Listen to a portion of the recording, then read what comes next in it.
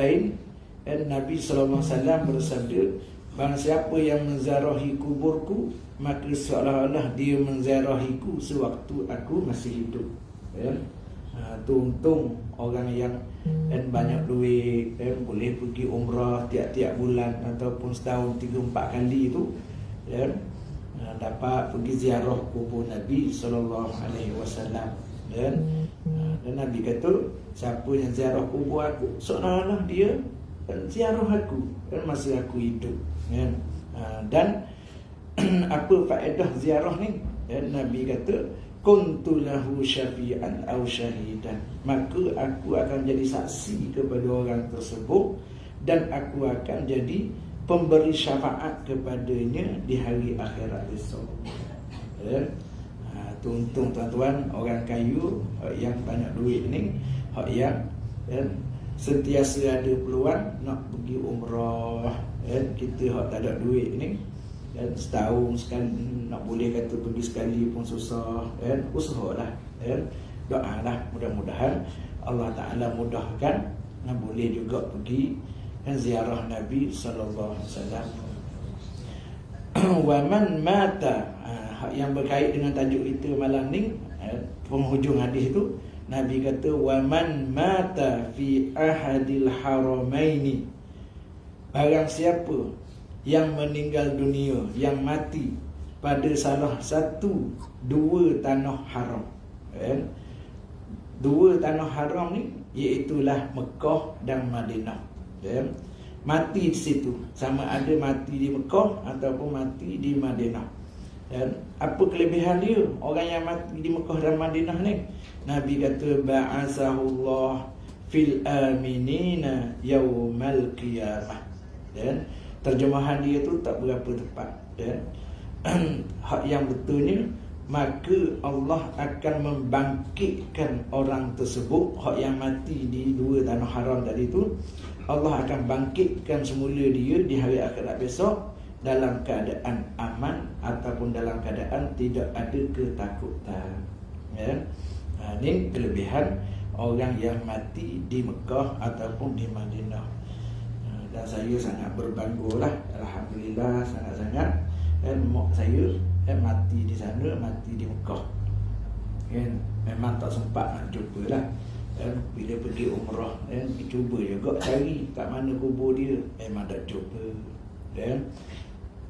Baik, itu kelebihan Allah Ta'ala nak beri pada dia. Kita ni gimana? Agak-agak ada tak keinginan nak mati di Mekah ataupun nak mati di Madinah? Kalau ada keinginan tiap kali nak pergi umrah tu, janganlah doa selamat kembali semula ke tanah air. Ni minta tolong ustaz, tolong doa sikit ustaz, hamba nak pergi umrah ni, ni nak keluar lah ni, nak naik kereta dah. Ustaz pun doa, ustaz kata biarlah selamat pergi dan tak kembali. Agak-agak marah tak? Aduh, ada ke ustaz doa biar saya tak kembali, maknanya mati situ. Mati situlah kita nak. Kita sendiri pun tak doa gitu. Ya Allah, aku nak pergi umrah ni, ya Allah selamatkanlah perjalanan aku pergi dan balik. Mesti ada lah pergi dan balik tu. Tak ada orang yang doa, ya Allah selamatkanlah perjalanan aku pergi dan kalau boleh matilah aku kat sana tu. Jangan. Bukan tak ada juga, tapi dalam 1000 adalah seorang. Tak nak balik ke mana, dah anak-anak ada rumah menunggu. Baik. Tapi bagi orang yang betul sungguh cinta dan kasih tu, azam dia tu tinggi, nak mati situ, memang dia akan doa macam tu lah. Baik. Ada suatu hadis yang diriwayatkan daripada Ad-Daruqutni, daripada Hatib, beliau mengatakan bahawa Rasulullah sallallahu alaihi wasallam bersabda, sesiapa menziarahi kuburku sesudah aku wafat, maka dia seolah-olah mengunjungiku ketika aku masih hidup. Tadi hadis yang saya kata tadi tu, Nabi kata, siapa yang ziarah aku sesudah aku wafat, maknanya ziarah kubur Nabi lah. maka seolah-olah dia menziarahi ataupun mengunjungi aku ketika aku masih hidup. Ya. Sesiapa meninggal dunia pada salah satu dua tanah haram, maka akan diberikan dua keselamatan tu salah, kan? Akan diberikan keamanan ataupun dihilangkan rasa takut pada hari kebangkitan, di hari akhirat esok. Ya. Hadis Al-Bukhari Muslim yang diriwayatkan daripada Abu Hurairah radhiyallahu anhu meriwayatkan bahawa Allah Subhanahu wa taala mengutus satu malaikat maut kepada Nabi Musa alaihi salam. Cerita ni ada orang kata Israiliyat, cerita yang diceritakan oleh pendeta-pendeta Yahudi, dan cerita Israiliyat ni Nabi SAW pernah ditanya, puak-puak Yahudi ni bila bercerita, ya Rasulullah, macam mana ni, dia kata, boleh tak kita nak percaya ataupun patut kita tolak 100%? Nabi kata boleh. Tengok pada cerita dia lah, boleh, tak ada masalah. Baik. Tapi cerita tu cerita hak yang tidak berlawanan langsung lah, tak bertentangan lah dengan agama kita. Kalau setakat cerita kisah-kisah tu, Nabi kata nak percaya pun boleh, tak nak percaya pun tak apa.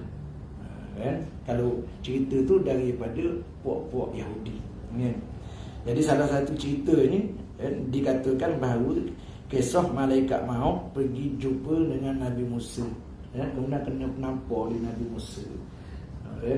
Kita dengar kadang-kadang tak logik lah sok kita ni. Tak apa, tak nak percaya pun tak apa, tak salah pun. Baik. Jadi ceritanya dia kata semasa dia mendatangi Nabi Musa, dia ni siapa? Malaikat maut tadilah, mendatangi Nabi Musa, maka Nabi Musa menampar muka malaikat itu sehingga tercungkil biji matanya. Ni kalau kita dengar macam lawak pula cerita ni, tu kata tadi cerita-cerita Israiliyat ni kadang-kadang macam kita kata tak logik, kan? Lepas tu Nabi kata nak cari-cari, tak percaya sudah. Jadi tuan-tuan ni, saya rasa macam percaya belaka ni, tak apalah, tak salah pun. Lantas malaikat maut kembali kepada Tuhan. Allah suruh, hey malaikat maut, mung pergi jumpa dengan Musa dan ambil nyawa dia.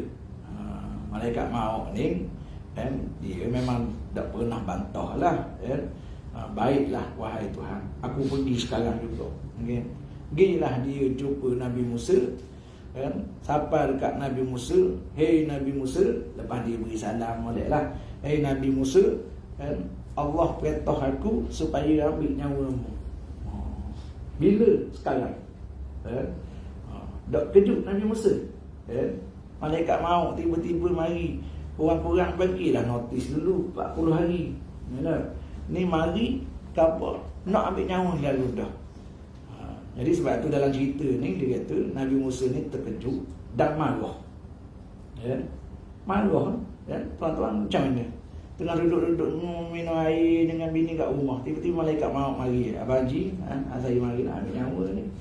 Tak marah kita. Mungkin kita pun bangun nampak juga malaikat maut tu. Cuma kita ni tak nampak. Baik. Jadi Nabi Musa tadi, dalam riwayat cerita ni mengatakan Nabi Musa ni marah.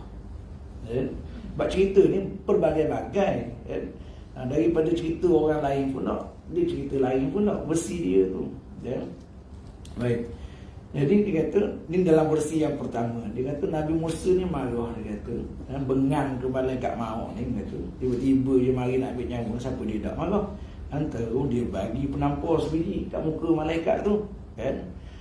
Dan Nabi Musa ni kita tahulah penampar dia ni sama macam penampar 40 orang lelaki. Dia tu gagah, kan? Batu yang boleh diangkat seramai 10 orang laki-laki yang kuat, Nabi Musa seorang je angkat batu tu, kan? Hak yang cerita Nabi Musa lari daripada Firaun, kan, sampai ke kota Madian, kan? Kota Nabi Syuaib, kan?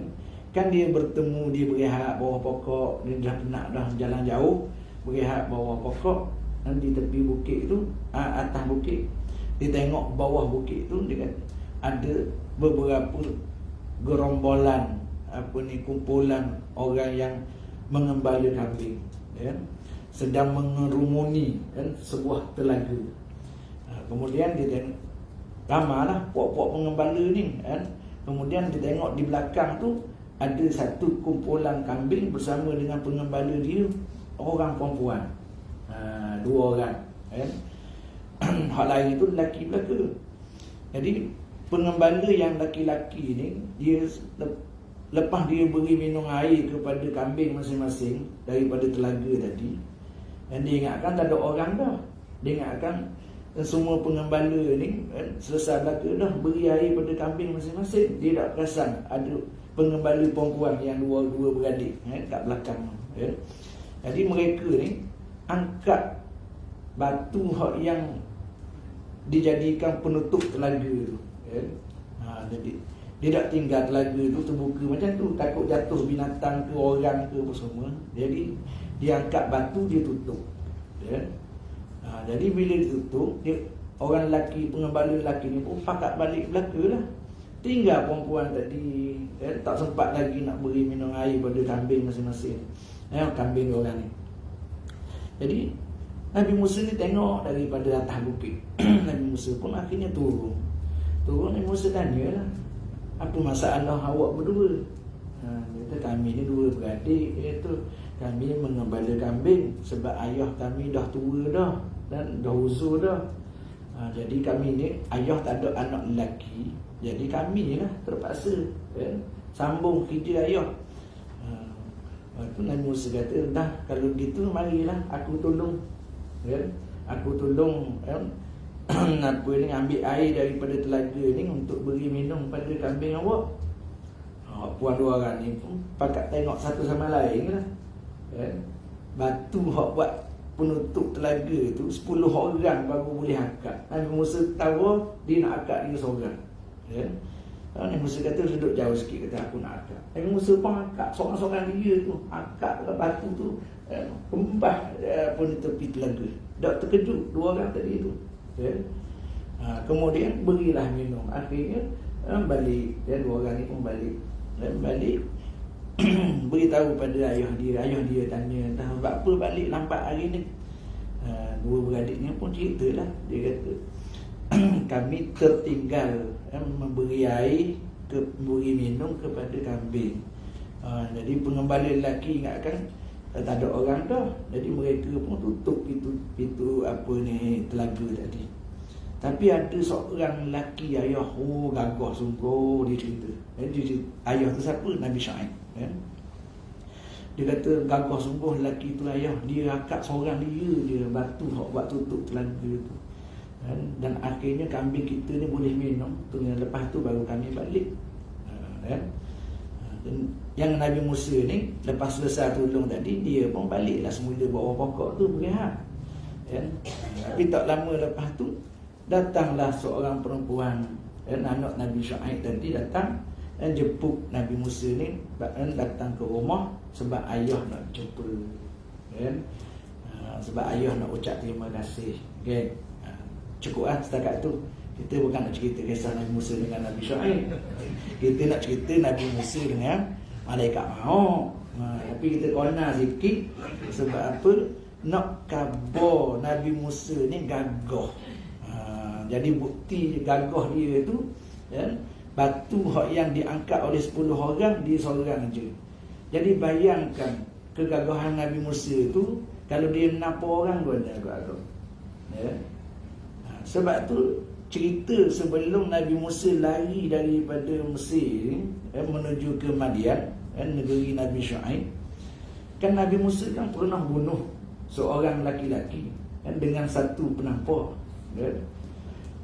Ada seorang lelaki daripada kaum dia, dari Bani Israel, seorang lagi laki-laki daripada kaum Kibti, kaum Fir'aun, ya. Dia balah 2 orang ni duduk bergaduh. Dan jadi Nabi Musa ni sabar, Nabi Musa tanya, apa masalah ni? kan? Lelaki daripada kaum dia ni pun kan, ngadu pada Nabi Musa. Dia kata, wahai Musa, dia kata, ni Kipti ni, orang keturunan Fir'aun ni kan, dia ni jahat, dia buat aku gini. Nabi Musa pun marah lah. Nabi Musa ni nak menapa je kan? Nak suruh kawan tu takut je kan? Dia menapa sekali kawan tu jatuh terus mati kan? Di kalangan tuan-tuan ada dah jenis gitu, menapa sekali mati lalu kan? Saya tu takut nak menapa anak murid kat sekolah tu kan? Takut teringat kisah Nabi Musa. Menapa budak ni degil sangat, kerja rumah dak buat, menapa tiba-tiba mati, dak rasa-rasa masuk penjara aku kan? Baik, jadi gagah Nabi Musa tu dia menapa orang mati kan? Jadi bukan dengan orang je, dengan malaikat pun kan? Kalau kita kata macam Samsing lah Nabi Musa ni kan? Tapi waliyahzubillah kan, kerana beliau ni Nabi Musa ni seorang Nabi dan seorang Rasul, jadi tak layak kita nak kata dia lebih-lebih. Jangan kata Nabi Musa tu gedebe, Samsing lah apa tu kan? Baik, jadi Nabi Musa ni pelempang malaikat maut tadi kan, sampai kan tercungkil biji mata. Ada yang kata jatuh tergolek biji mata dia tu, sebutir dia bukan dua-dua kan? Lalu malaikat maut ni pun ambil cari mata dia atas tanah, jumpa, pegang kat tangan, lepas tu hilang kan?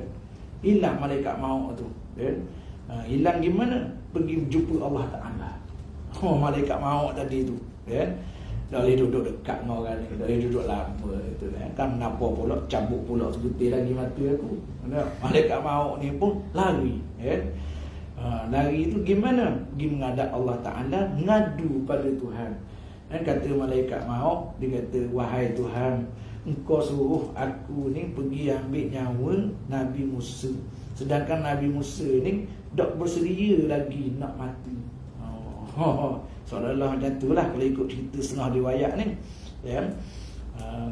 Jadi Nabi Musa pelapang aku, ni mata ni cabut sebiji kan?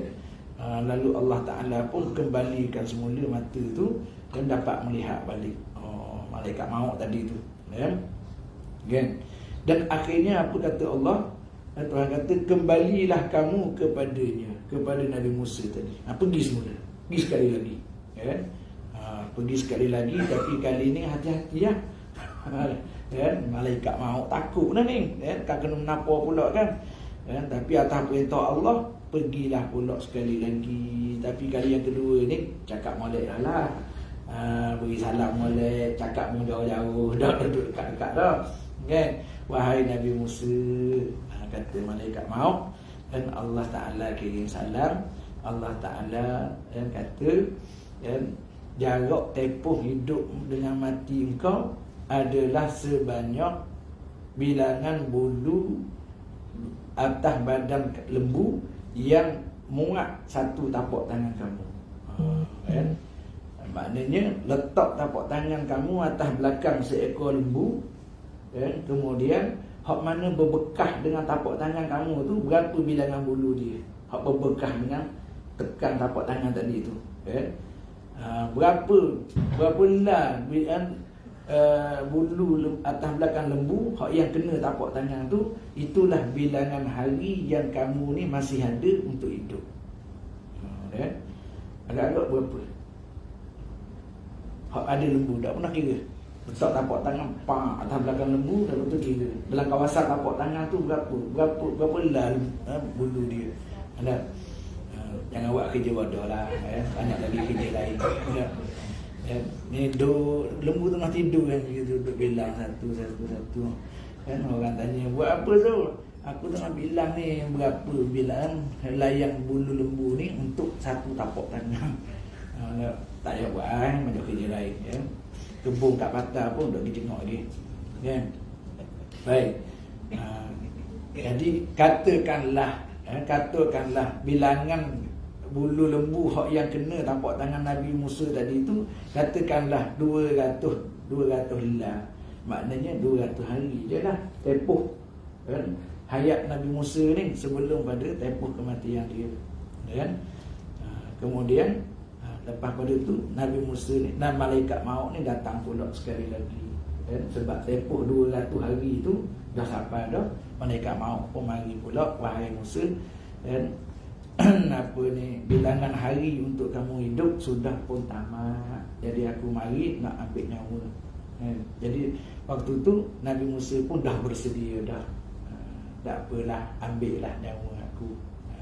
Itu ikut cerita versi pertama. Okay.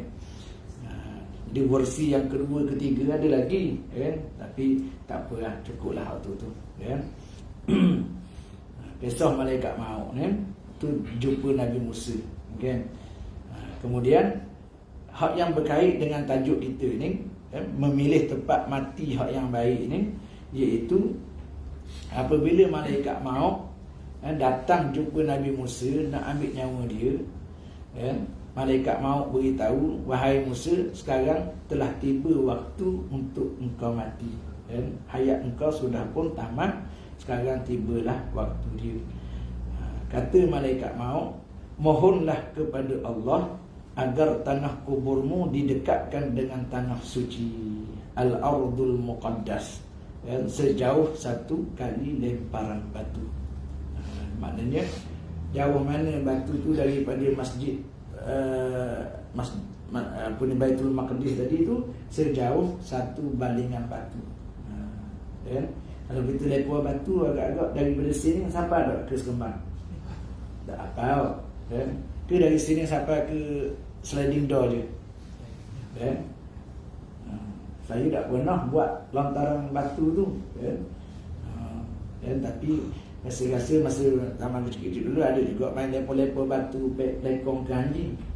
Pelekong tu baling lah, baling ke anjing tu paling jauh pun dari sini sampai kat orang belakang je.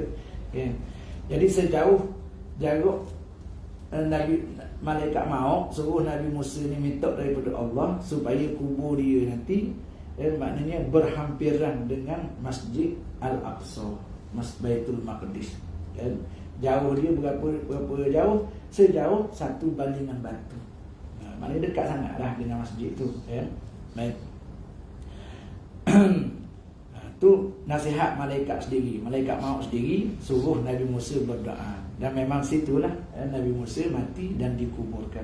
Sebab tu Nabi SAW bersabda, Nabi kata, jika aku berada di sana, jika aku berada dekat dengan berhampiran dengan Masjid Baitul Maqdis, Nabi kata, aku akan tunjuk kepada kamu semua, wahai sahabatku, di manakah kubur Nabi Musa. Maknanya Nabi Muhammad SAW tahu Nabi Musa ni kubur dia kat mana. Sehingga Nabi kata, kubur Nabi Musa itu di sebelah jalan, di bawah bukit pasir. Ada satu bukit pasir tu, sebelah jalan tu, dia kata situlah kubur Nabi Musa. Nabi kata pada sahabat, kalau aku ada kat sana, aku boleh tunjukmu kat mana kubur Nabi Musa itu. Jadi hak yang berkait dengan tajuk kita ni, iaitulah Nabi Musa dimatikan oleh Allah dan dikebumikan berhampiran dengan Baitul Maqdis, tempat yang mulia. Baik. Satu riwayat lain dinyatakan ketika malaikat maut mendatangi Nabi Musa alaihi wasallam, malaikat maut berkata, taatilah Tuhanmu.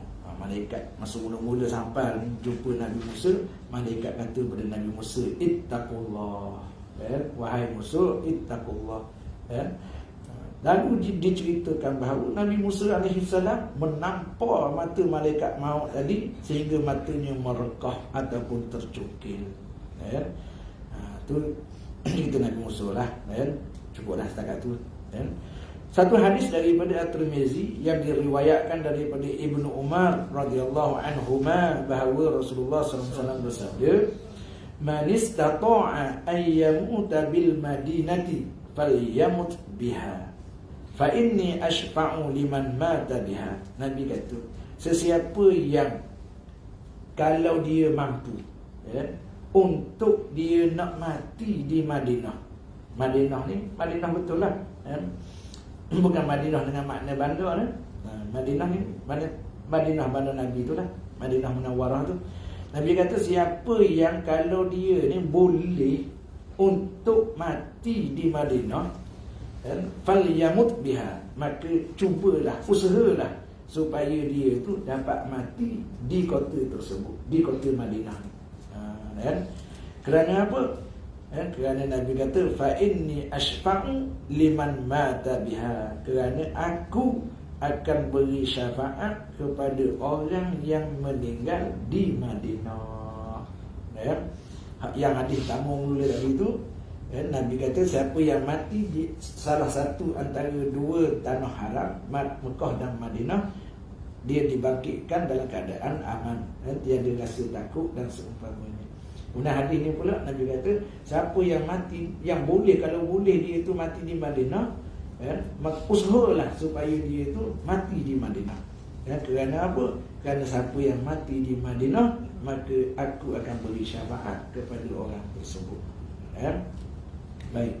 Jadi mati di Madinah ni kata ulama, adakah maksudnya mati berhampiran Masjid Nabawi? Ke masuk sepadang Madinah tu mati, adakah dikira juga? Tak. Kata ulama, masuk sepadang Madinah kemudian mati. Masjid Nabawi jauh lagi tu. Itu pun dikira mendapat juga syafaat Nabi.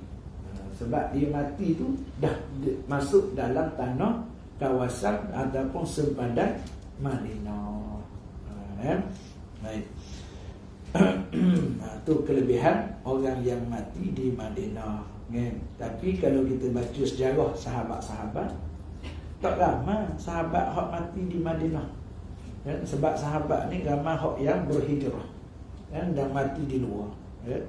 Ramai hak yang mati di luar kata Madinah lah, pergi ke Syam, dan ada yang mati di negara Cina pun ada.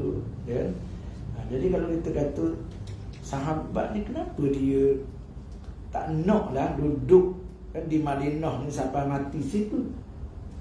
Dan Nabi beritahu dah kelebihan mati di Madinah ni akan mendapat syafaat. Dan kita kalau tahu dah hadis ni, dan kita memang duduk di Madinah, rasa-rasa dah keluar dah dah. Kalau boleh nak mati di Madinah lah. Tapi sahabat tak. Bukan sahabat tak tahu kelebihan Madinah.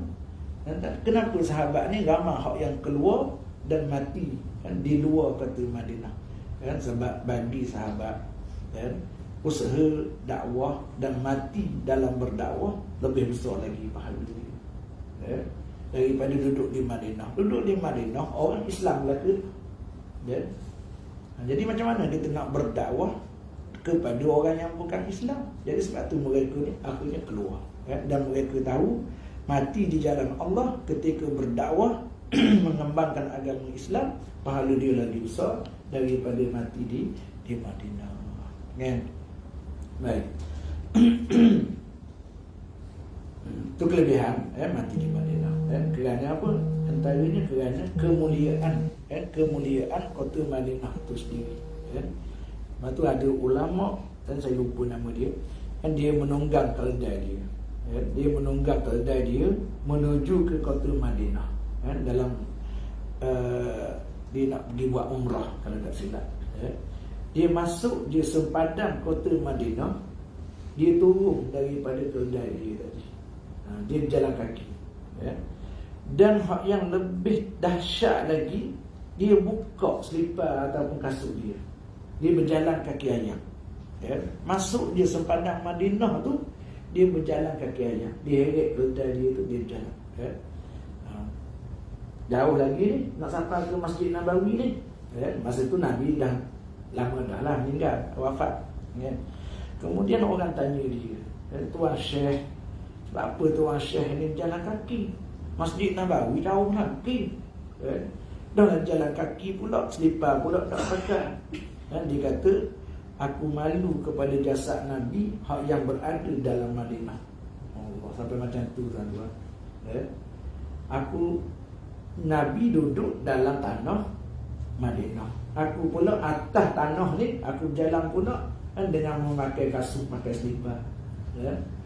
Hina aku ni pada Nabi dia kata. Sebab tu dia buka selipar, dia berjalan. Dia jalan pun dia jalan perlahan-lahan. Atas alasan apa? Mengganggu Nabi, jasad Nabi hak ada dalam Madinah. Padahal kubur Nabi jauh lagi. Tu kan penghormatan orang bukan dihormat pada Nabi saja, bahkan juga pada bandar Madinah tu. Kerana dia tahu mulianya bandar Madinah. Jadi sebab itulah kita ni salah satu daripada adab kita ni bila masuk kawasan tanah perkuburan, sunat buka selipar, buka kasut dan berjalan kaki ayam. Kan? Supaya apa? Supaya tidak mengganggu orang-orang yang ada dalam tanah perkuburan. Kan? Melainkan kata ulama, kalau kawasan tanah perkuburan tu kan banyak duri, batu-batu tajam, hak tu tak apalah, nak pakai selipar, pakai kasut. Tapi kalau bila kita buka selipar, buka kasut, tidak memudaratkan tapak kaki kita, itu lebih baik kita masuk kawasan kubur dengan berkaki ayam. Baik. Dalam Al-Muwatta dinyatakan bahawa Umar radhiyallahu anhu pernah berdoa, "Ya Allah, kurniakanlah kepadaku rezeki untuk mati dalam keadaan syahid." Rezeki mati dalam keadaan syahid ni adalah satu rezeki. Rezeki ni maksudnya dalam bahasa Arab, dalam bahasa Melayu kita ialah pemberian. Pemberian yang istimewa yang Allah Ta'ala beri pada kita. Rezeki ni bukan makan minum je, kan? Dapat mati dalam keadaan baik pun itu juga adalah satu rezeki. Jadi Sayyidina Umar dia berdoa kepada Allah supaya Allah berikan dia ni rezeki ataupun peluang dapat mati dalam keadaan syahid. Dan dia minta satu lagi, matikanlah aku di kota Nabi-Mu. Minta supaya mati di Madinah. Dan Allah Ta'ala makbulkan doa Sayyidina Umar. Bukan setakat mati di Madinah, dikuburkan di sebelah dengan Nabi pula sallallahu alaihi wasallam. Sekarang ni dekat kubur Nabi tu ada berapa kubur? Kubur Nabi sebelah kubur Nabi, kubur Sayyidina Abu Bakar. Dan dia tak serentang, dia tak sama kubur Nabi dengan kubur Abu Bakar ni, dia ke bawah sikit. Dia kepala Abu Bakar tu separuh dengan pinggang Rasulullah dalam jasad, dalam kubur tu. Kemudian bila Sayyidina Umar pula meninggal, dikebumikan situ, dia jasad dia ni ke bawah sikit lagi. Maknanya kepala Sayyidina Umar separah dengan pinggang Abu Bakar. Ataupun kalau dengan Nabi tu, kepala Sayyidina Umar ni separah dengan kaki Nabi sallallahu alaihi wasallam. Masa Nabi sallallahu alaihi wasallam mati, wafat, dikebumikan dikebumikan. Nabi mati dalam bilik dia, dan dikebumikan pun dalam bilik rumah dia juga. Sebab Allah Ta'ala dah kata macam tu. Mana-mana Nabi ni, jasad Nabi ni, di mana dia mati, di situlah dia dikebumikan. Jadi mati Nabi dalam bilik dia, jadi maka dia dikebumikan situ. Kata Aisyah ketika itu dia masih lagi duduk bersama dengan Nabi dalam bilik. Dalam bilik dia itu bersama kubur Nabi. Kemudian lepas pada tu Sayyidina Abu Bakar pula meninggal, pun dikebumikan situ juga sebelah Nabi. Kata Aisyah, aku masih lagi duduk situ bersama dengan pusara Nabi, suami dia, dengan Abu Bakar, ayah dia. Kemudian bila Sayyidina Umar meninggal, Sayyidina Umar ni dia pernah datang minta izin daripada Aisyah. Dia kata, "Wahai Aisyah, aku matilah besok. Aku minta izin supaya jasad aku ni dikebumikan bersama dengan Nabi sallallahu alaihi wasallam." Aisyah izin. Aisyah kata, "Boleh, tak ada masalah." Sebab tu bila dia mati dan dia dikebumikan situ. Kata Aisyah, lepas saja jasad Sayyidina Umar dikebumikan, dia pun keluar daripada bilik tu, dia pindah duduk di tempat lain. Sebab tu, sebab dalam bilik dia tu ada orang yang bukan mahram dengan dia. Dengan Nabi, suami dia, Abu Bakar, ayah dia, Sayyidina Umar. Apa hubungan dia dengan Aisyah? Tak ada hubungan apa-apa. Sayyidina Umar ni orang yang bukan mahram dia. Sebab tu dia pun keluar. Baik. Tengok tuan-tuan kan, hubungan mahram ni, jaga aurat ni bukan dengan orang hidup je, orang mati pun Aisyah ni jaga lagi sampai macam tu. Dia punya penjagaan dia tu. Baik. Kemudian Sa'ad bin Abu Waqqas dan Sa'id bin Yazid pernah berpesan agar membawa jenazah mereka apabila mereka meninggal ke sebuah lembah di daerah perkuburan Baqi', iaitu perkuburan di Madinah, dan dikebumikan di Madinah.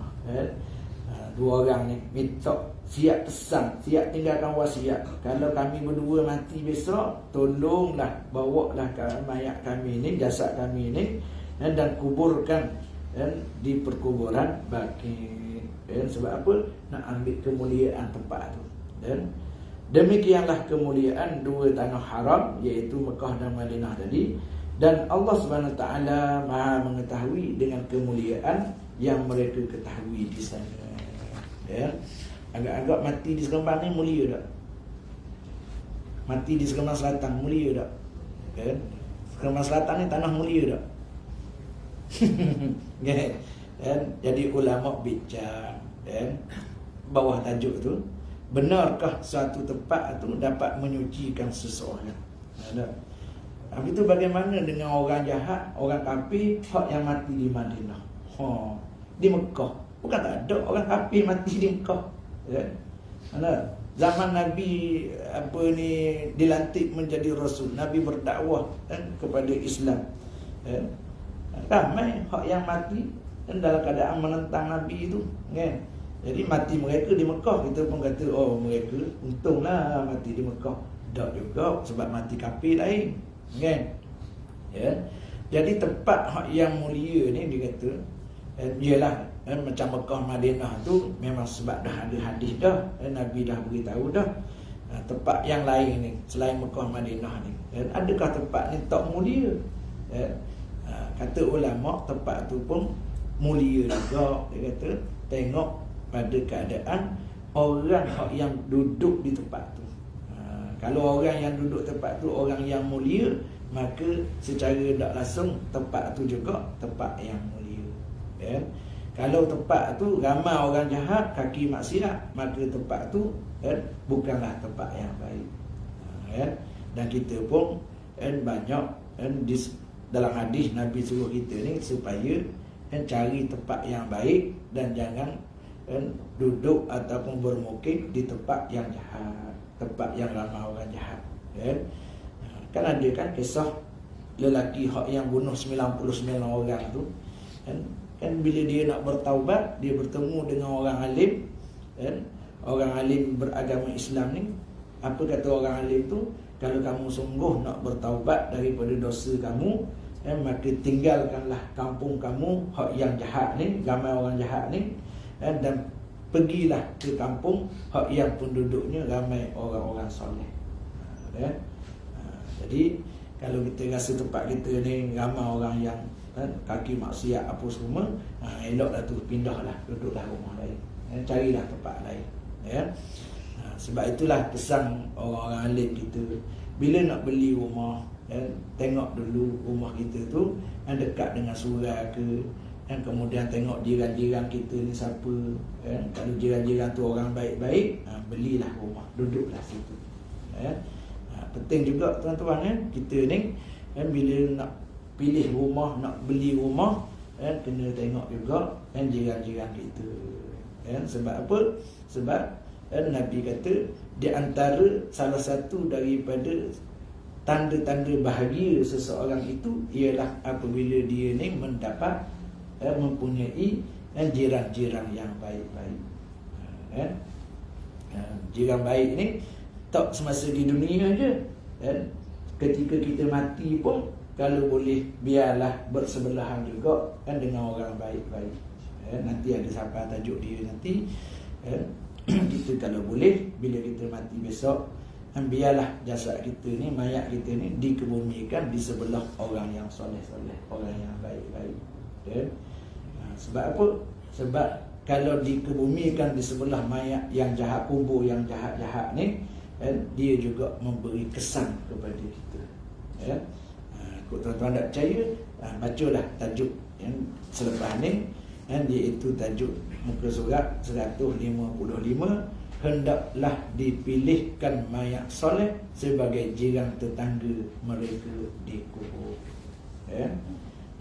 Jadi bila Zul mati besok, pesan pada orang rumah, tanang abang di sebelah kubur Haji Ayu, jangan tanam sebelah ni, orang ni aku tak mau, orang ni jahat ni, okey.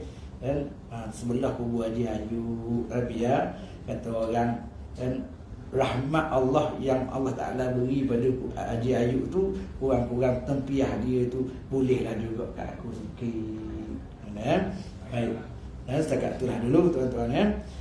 InsyaAllah doa-doalah banyak-banyak, mudah-mudahan kita mati dalam keadaan baik, dikebumikan pun di tempat yang baik, di sebelah orang yang baik-baik. Wallahu a'lam. Aqulu qawli hadza, astaghfirullahalazim li wa lakum. Wassalamualaikum warahmatullahi wabarakatuh.